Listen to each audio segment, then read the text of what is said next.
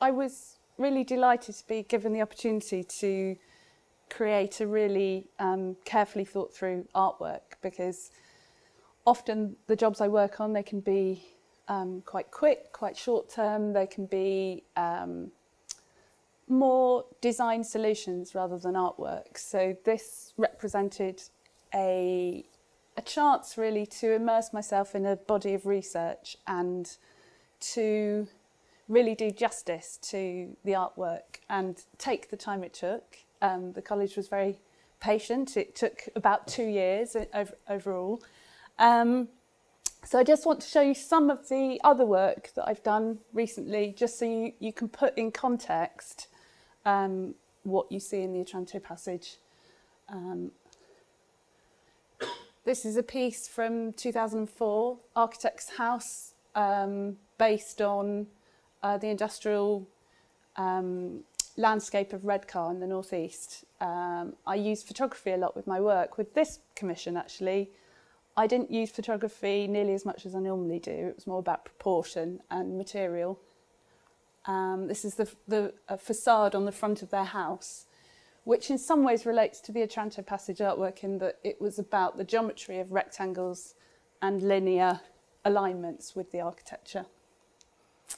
I was doing this job at the same time as the Otranto passage. It's the more colourful, more party-like side to my work. This is based on landscapes and industrial history, elements based on flax growing and weaving, and local plants which would have been used to dye materials.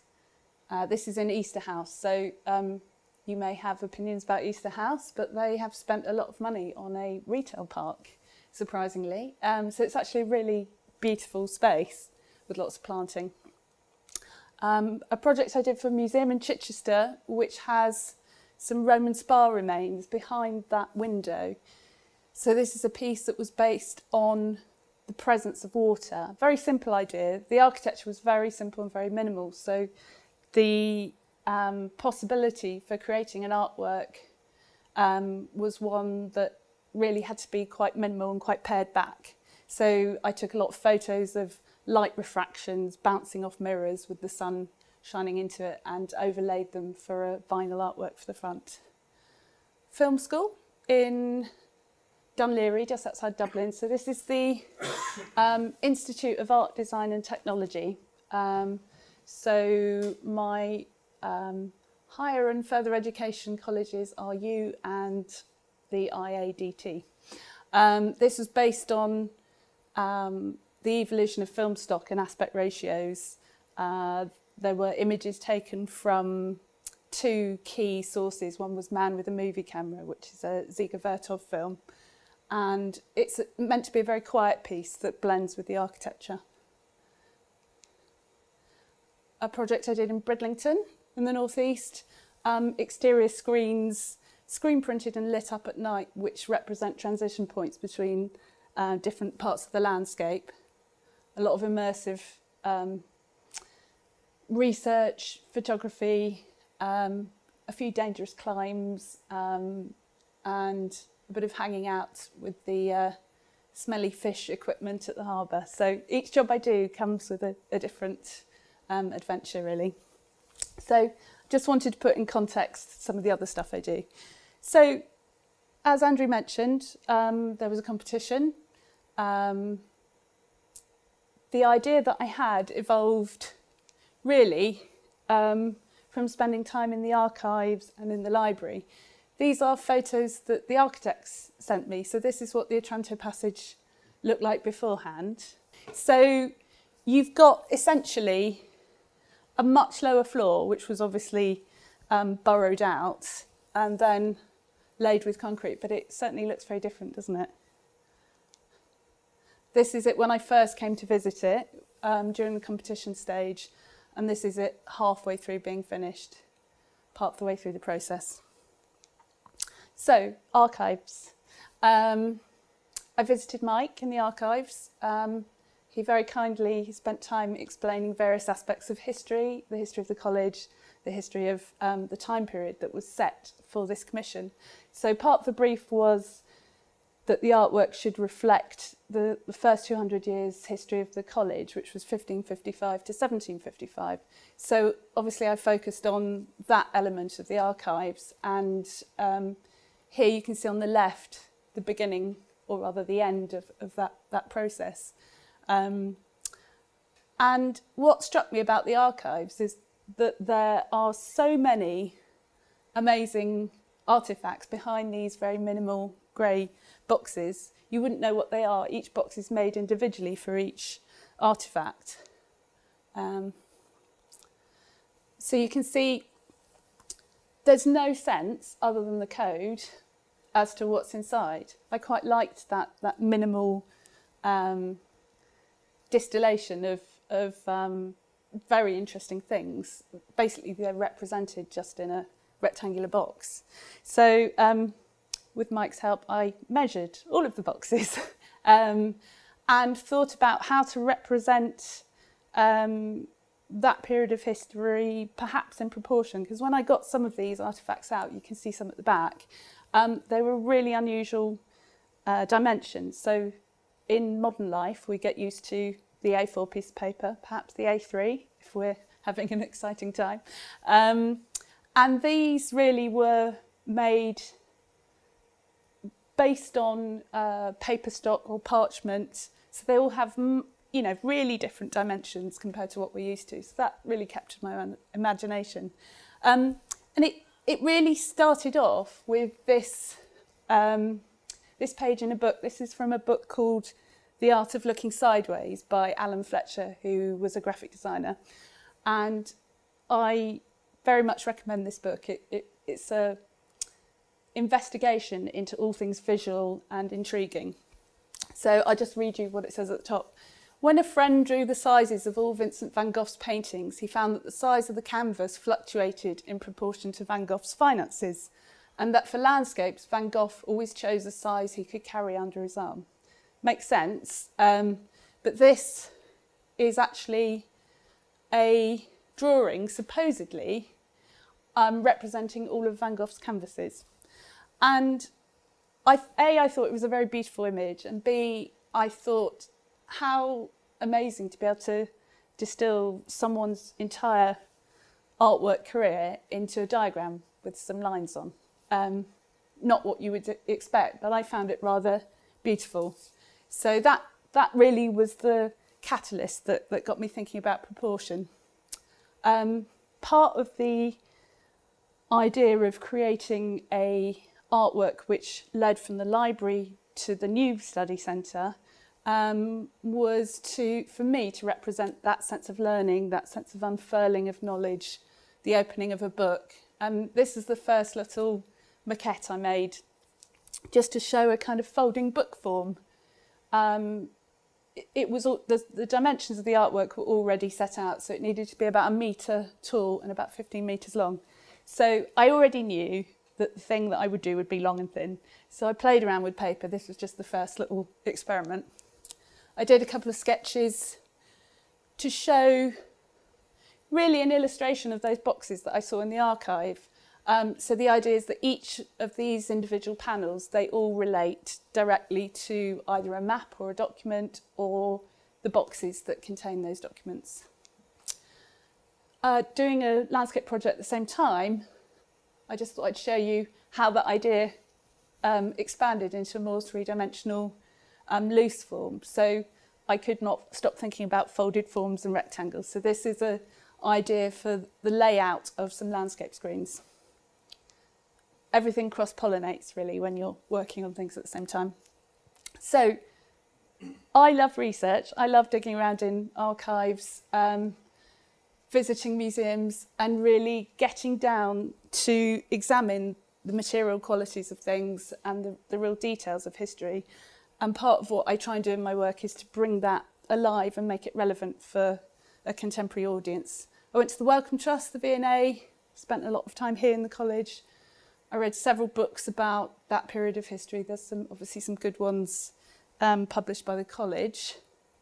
Mind maps, when you have so much going on in your head trying to distill your idea to present it to college, there is no substitute for just chucking it onto a page.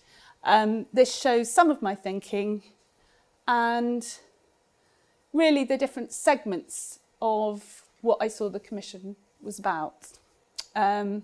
So, for instance, part of the requirement of the brief was that it should provide light in the corridor, draw the viewer through the space, and it should be, one of the key parts of the brief was that the artwork shouldn't be overly didactic. So it needed to express this 200-year history, but without being a generic timeline or an illustration of that. And therein lay the difficulty of creating an artwork that fulfilled the brief, but was its own artwork that evolved into what it needed to be.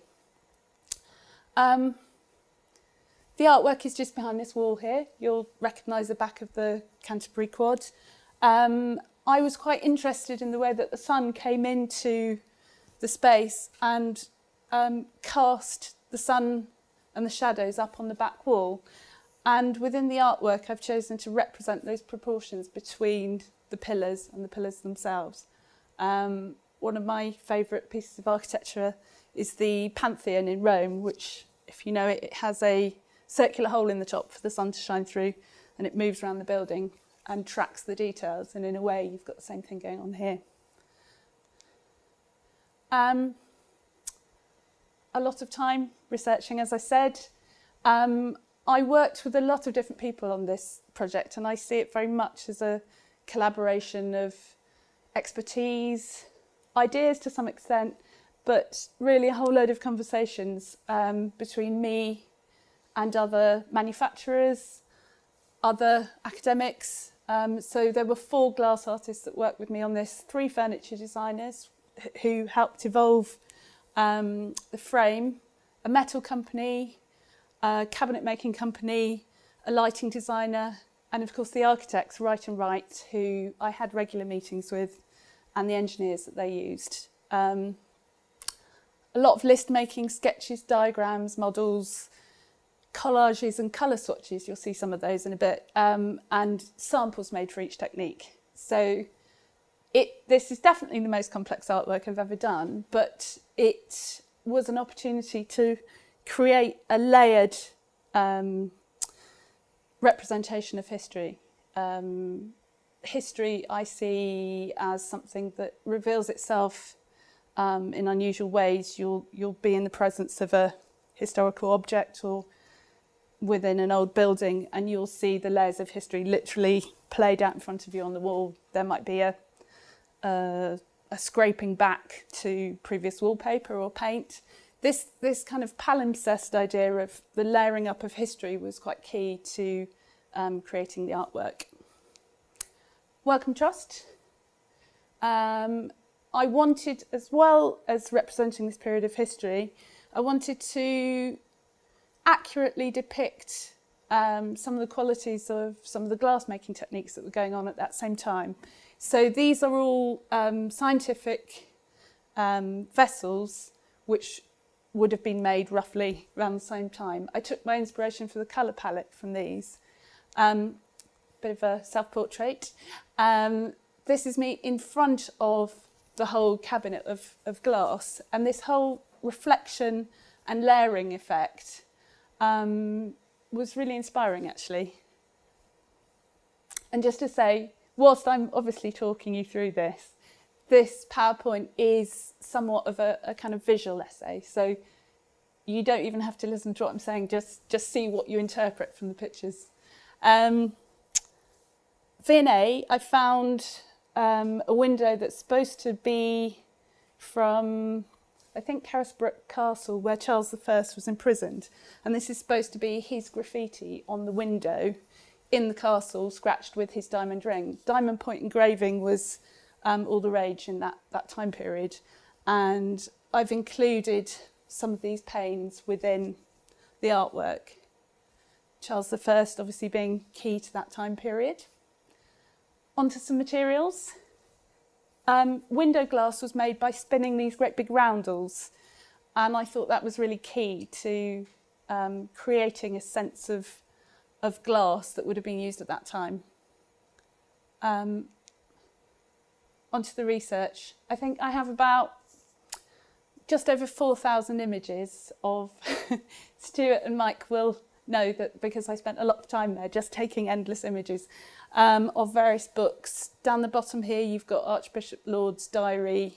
There was so much to choose from, and part of the difficulty of this job was distilling down the enormous amount of research to create something that held together as a whole and wasn't too detailed so that you didn't get bogged down in it, you know, if you were to see it every day. I was interested in the quality of material, the parchment. The back of maps actually became quite interesting to me because I was trying to create quite a minimal, calm, serene piece. To put all the details of the maps on would really have created a very busy piece. And we had lots of meetings where we discussed the level of detail and the level of abstraction. And we navigated through that together. It was a tricky process really to get that right representation without giving too much away. More research. Bagley Woods map, you'll see it at the back. When I was handling these documents and looking at the quality of each of them, I was quite interested again in proportion and the way that they'd been folded and how they would have been folded together, put in a bag, perhaps carried around. They carry that sense of their previous owner's touch and use, and I became quite interested again in proportion and folding. Michael and I made lots of little maquettes of where the folds lay and tried to work out which way they would have been put together. In a lot of them there were very dirty sections, which were obviously the front. So I started to do sketches to try and evolve my ideas into a three-dimensional structure.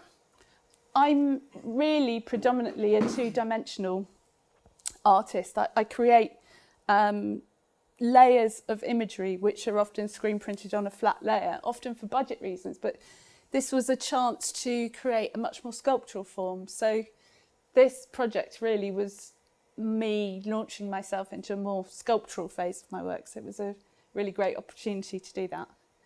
The old brain cells were clunking from 2D into 3D a bit more slowly than I would have liked, but I think I got there in the end.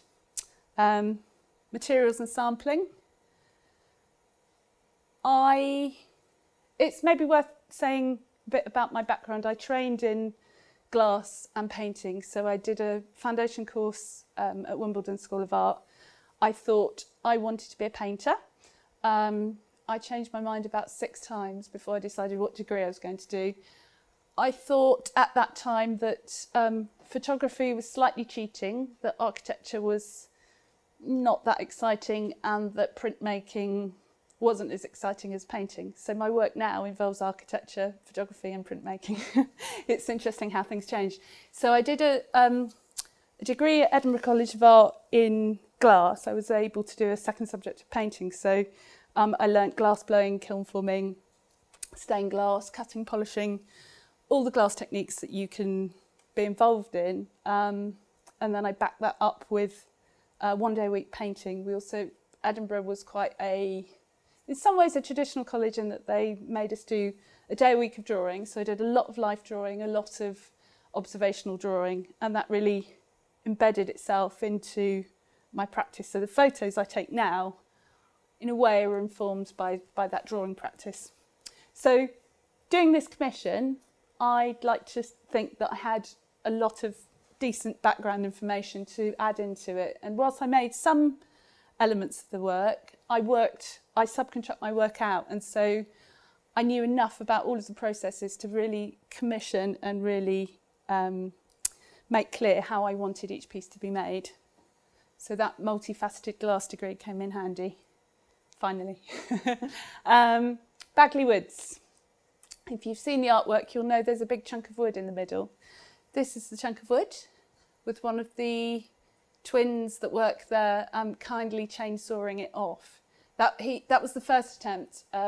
He had to go and find a longer chainsaw because that wasn't quite working. This was a tree that was about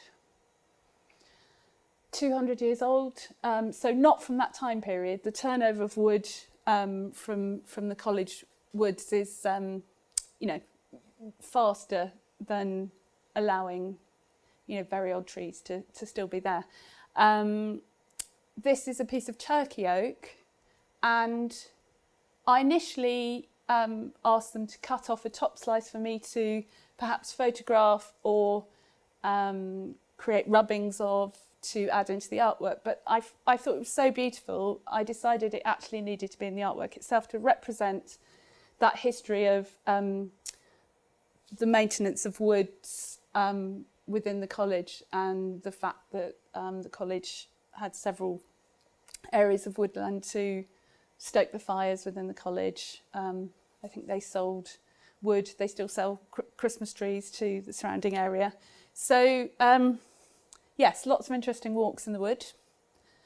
On to more material exploration. There's a piece of glass on the back table at the back, on the right, which is the piece of glass that came from this mould. So this was a piece of tracing paper that I'd had folded up in a drawer for 20 years.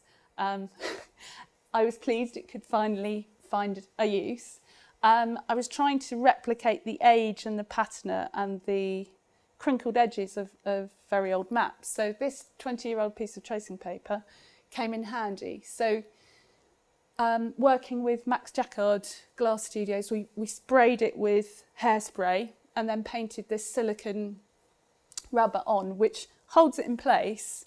And then we were able to pour a plaster mix on top and then slump glass into it. I'll go back to that a bit later. That's a piece of glass that came out of it. Lighting tests. The lighting, in a way, was one of the most difficult unknown aspects of the job, because although I've worked with, this is James Poor, I've worked with him before, I've obviously included lighting in my work. The need to create something that was well lit and easy to maintain was quite a complex one, really. This is the photo. We did all sorts of things with fibre optic cables. We ordered things in, we tried things out, but in the end, that simple, almost theatrical light seemed to work best for the atmosphere of that time. So people would have navigated around St John's with candles. The library would have closed early so that people weren't at risk of burning it down with their candles. I wanted this kind of soft atmospheric lighting, and this is the photo that we used with a glass model that I made just to try and conjure up the right effect. Design process, lengthy, tricky. I started off with diagrams. I read a book called Circle, Square, Triangle by a designer called Bruno Munari, which is all about the representation of circles, squares and triangles within all aspects of life, within architecture, within art, everywhere around us, especially within architecture. And I felt that because the artwork was a really long, narrow rectangle, it needed a bit of precision and a bit of geometry to kind of hold it together, to pace it, if you like, pace the experience of walking past it.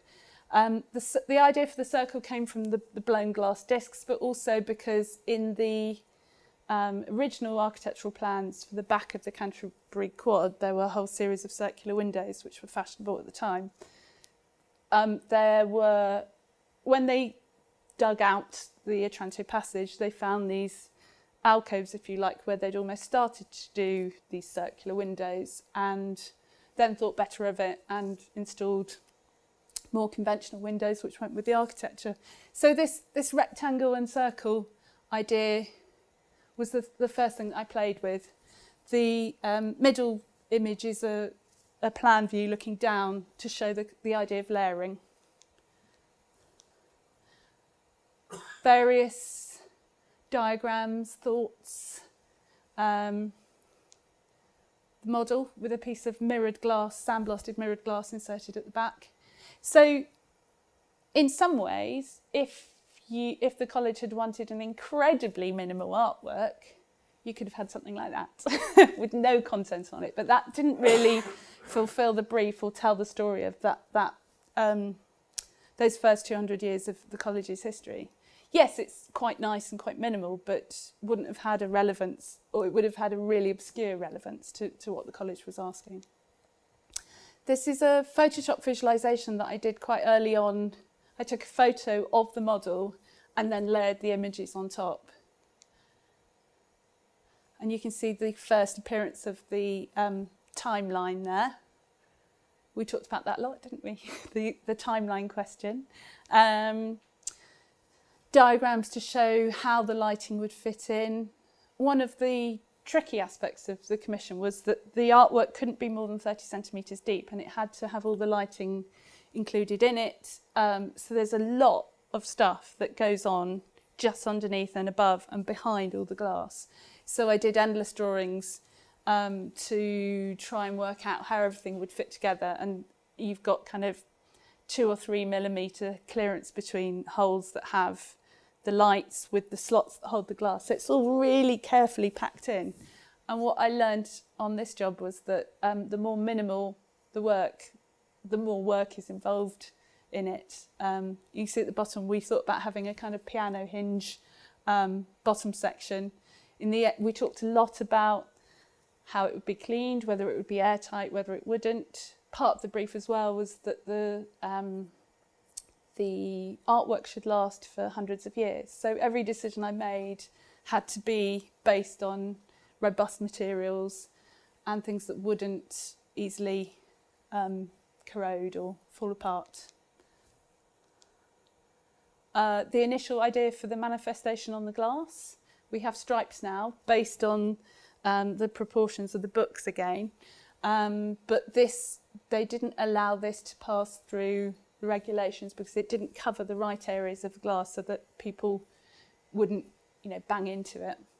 An early visualisation. So I wanted to show you some of other artists' work which influenced me, some of which has been part of my headspace, if you like, for a long time. But these artists, Mary Martin, who you may not have come across, Ben Nicholson, Barbara Hepworth, Paul Klee, and there was a certain amount of infographics and charts and diagrams that inspired me as well. So Mary Martin was, I think, born in 1907. She died in the 60s. She was someone that actually carried out public artwork. She did artwork for Stirling University, which I think might be coming up next. But was very influenced by geometry and minimalism. This is a long piece of hers. So you can see this faceted reflective surface bears some resemblance to my artwork. Ben Nicholson, the circle, the square and the rectangle again. This sense of relief carvings I thought was quite appropriate to draw inspiration from, just because of the small depth of the space. That, I think, is a Barbara Hepworth sculpture, but looks like a Ben Nicholson. This is a watercolour and gouache by Paul Klee, and it's the firmament over or under the temple. So it's meant to represent a starry sky. This is something, I had a photocopy of this in a frame kicking around the house for a long time, probably for about 12 years. And I think this painting has kind of worked its way into my consciousness somehow, because this overlapping of squares and rectangles, I think you might see a similarity in the piece. This is a diagram showing the classifications of the occupations by race and nativity.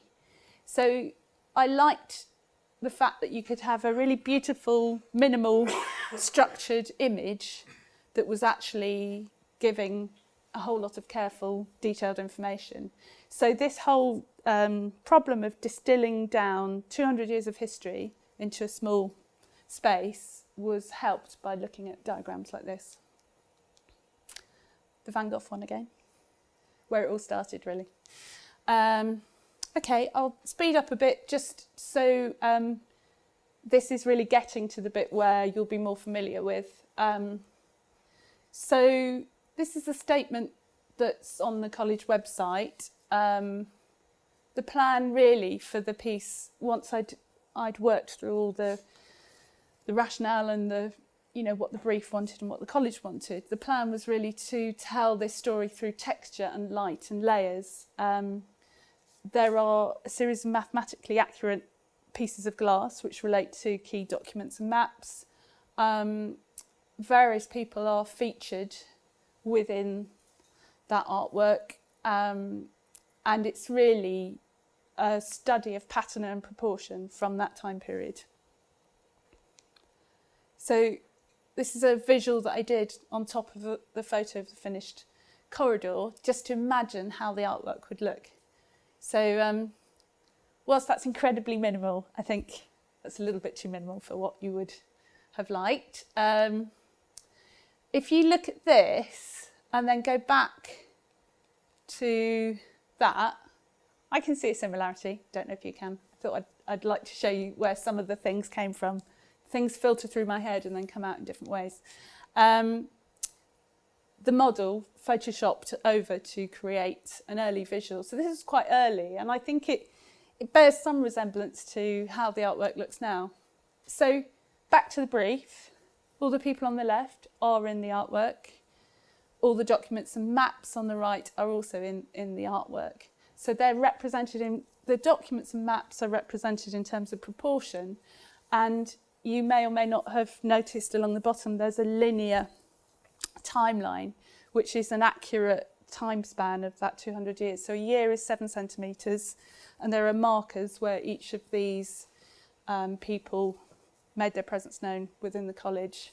There are lines which fade according to the people's presence, and there are abrupt stops where certain beheadings happened, for instance.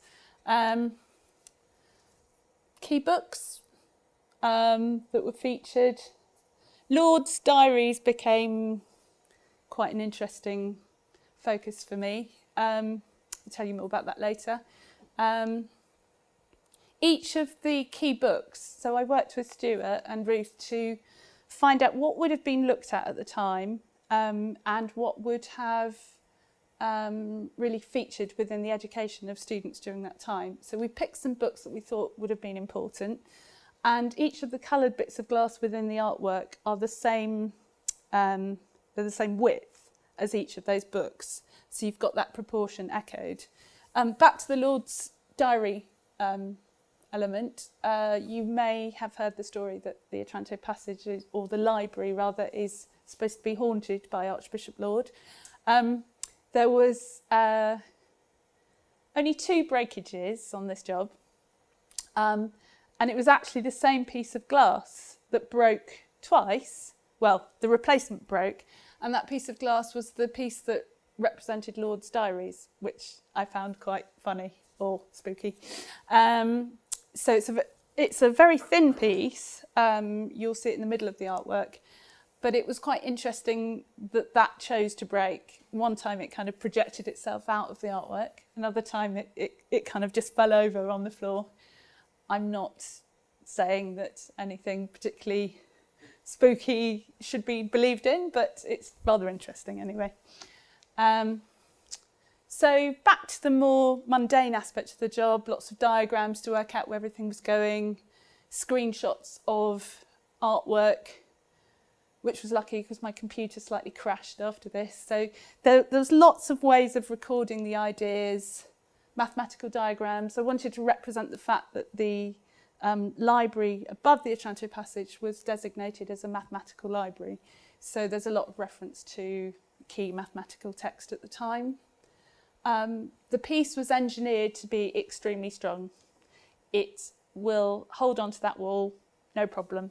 So Price and Myers were the engineers. Here are some of the sketches just to show the early ideas of how the thing would attach itself to the wall. A CAD sketch to show some of the details. An early lighting sketch.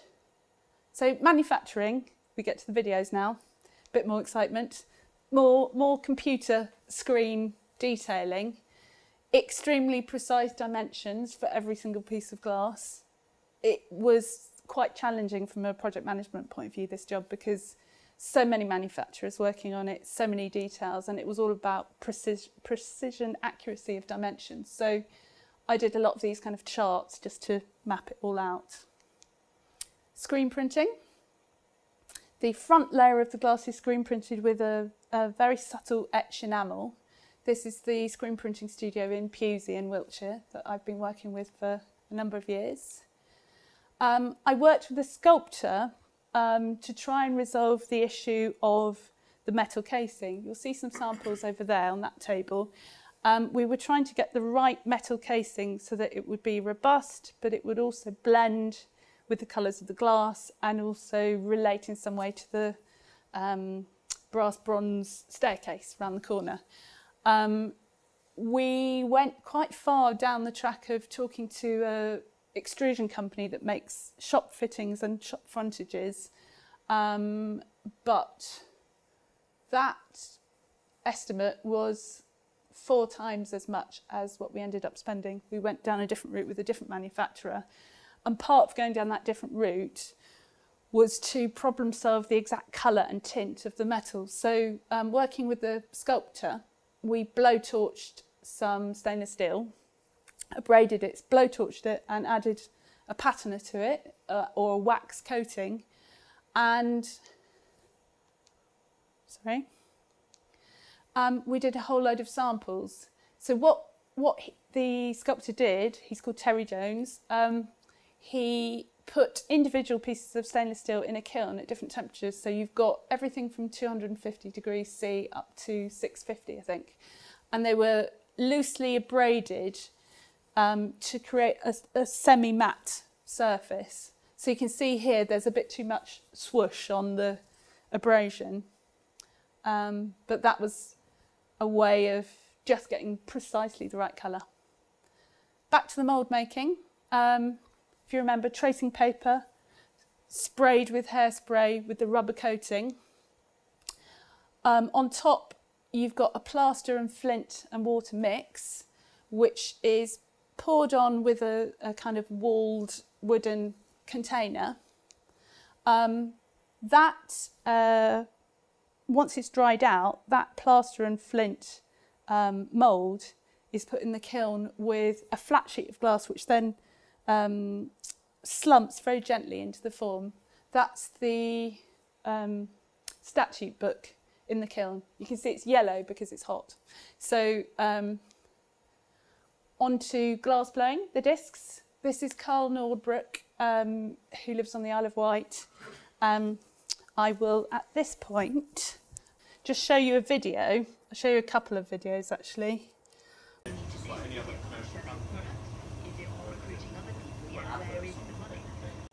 So again, it's that colour because it's molten hot. Essentially, what they do with the blowing iron, which is a long metal hollow pole, you gather in a furnace of molten glass several gathers of molten glass, so there's probably about 3, and you blow a bubble in the middle, which gradually gets bigger, and there's a lot of time spent creating something that has the right quantity of glass that can then be spun out into a large disc. The hollow bowl-like form is heated up and put in something called a glory hole, which is a kind of hot cupboard, if you like. It's then, wrong terminology, but it's then spun and then opened up till it's completely flat and then flattened off. So this video shows that process. So they're about to open the doors so they can spin it out and it becomes bigger than the hole itself.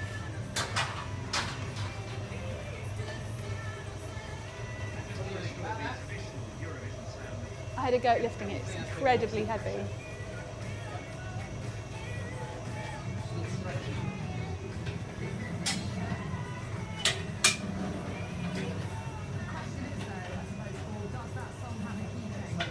So these are pieces of wood that are soaked in water and they cool down the glass and flatten them out.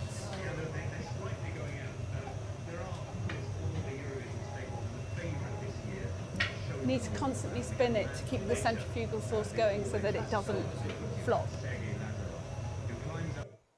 Incredibly hot as well.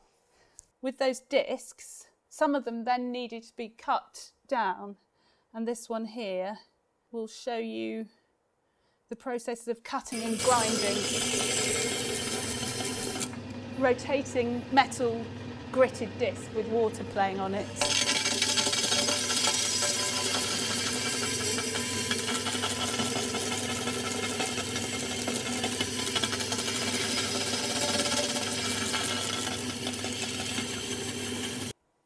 Gilding was a process that would have been used during this time.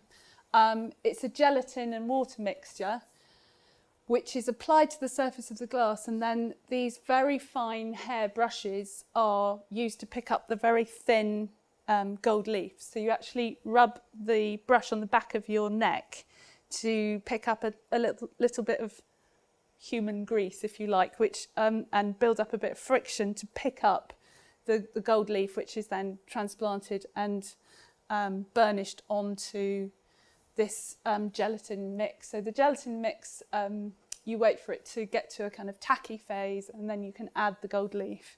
And then once that's fully dried, you then burnish it with cotton wool so that it's fully on. So all of the gold leaf on the back of the artwork, the proportions of that relate to the different presidents of St. John's. So they're all accurately representing how long each of those presidents would have been in college. Oh, don't need to do that. The lighting. We had to individually sand down all the lenses and create little lidded lips, a bit like cat's eyes, in order to get the right effect, because they were just too bright. We did lots of lighting tests, they were too bright. There are these little metal mesh things which are called gobos, which create a filtered light through, but it was too speckly, like light through a tree. So we sanded down the back of all the glass lenses so that it was a much more subtle diffused light. So when we first put the lights on, I was a bit worried because I thought, this is too in your face, too exciting. It didn't really let the glass shine through. The artwork almost became about the lighting, and it was very tricky to get that balance right. We had to set the whole thing up in the studios in Pewsey. This is the back of it, so you can see the grey glass. And that grey glass represents the reign of different monarchs during that time period. So again, accurate proportions. Sorry, out of sync a bit. This is the mould for the glass before the glass was put on top. And one of the many photos of combining all the techniques and the colours. So getting those two grey colours right was quite tricky. We chose something that worked with the colour of the render, the colour of the metal. So you can see, I think we did about 8 different types of metal leaf, from palladium to moon gold to platinum, lots of different metal leaves to get just that right tint to blend with everything. So the exciting bit, it was finished, ready to go in. Holes drilled. This is a special heritage fixing system which can be removed if you ever need to. It doesn't damage the fabric of the building, which obviously was, you know, very old, 1630s-ish. And over there, just next to you, Stuart, those are the bits that came out of the wall. I like to save strange things. So these drill bits, they'd get clogged up with bits of the wall, which are now sitting over there. And so we went about that deep into the wall, removed a core of the wall, and then these fixings are put in with a mesh bag with resin that sets hard, and then the whole artwork is hung off that. The lighting itself was something else. I hadn't quite envisaged how many wires there'd be. You don't get to see any of this, thankfully, but it looked like some kind of boiler room with something very strange going on before we put the glass in. I took quite a lot of photos of the process of the guys bringing the glass in. And I've got some really lovely ones of the gilded panels coming through and reflecting aspects of the architecture. So these photos in themselves I rather like as almost like it was almost like a performance piece with people kind of reflecting parts of the college architecture. So if you were to zoom in there, I think that's possibly Ruth there, just here, going into the library. When you take photos of things, you don't always know what's going to show up in the detail. The metal casing, the slots where the glass go, the gobos, the lights, lots of drilling, lots of dust. The Hoover saw quite a lot of action during installation. And this is Philip Vile, a photographer that I've worked with for a while, who took some lovely shots of the final piece because it is very difficult to photograph. These are some of them, and maybe in a bit, well, we can look at some of the details, but in a way there's no substitute for going to see the real thing. You don't really need to look at pictures of it on here when you can go and see it.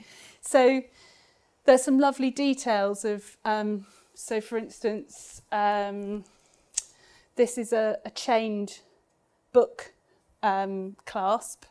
You've got this here, which is a cast panel, which is the, the receipt book for the building of the Canterbury Quad.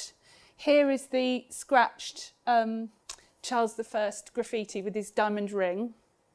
And here you've got the slumped pieces of glass, and here you've got the mathematical diagram.